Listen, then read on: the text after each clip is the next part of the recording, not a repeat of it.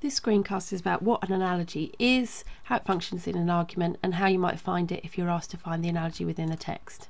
So basically what an analogy is where you compare two different things. They could be very different things, but they've got something in common, a common focus, something that you could say, well, it's the same between them.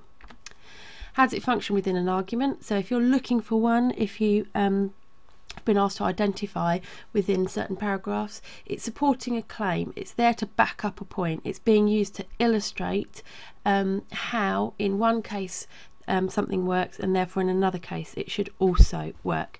So in terms of looking for it within the text, it's probably going to be near the conclusion or an intermediate conclusion within one of the paragraphs.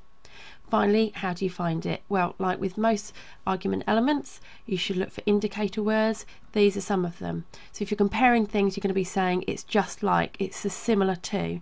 These are the sorts of words. Just be careful that you're not looking for an example, because some of them indicator words are the same.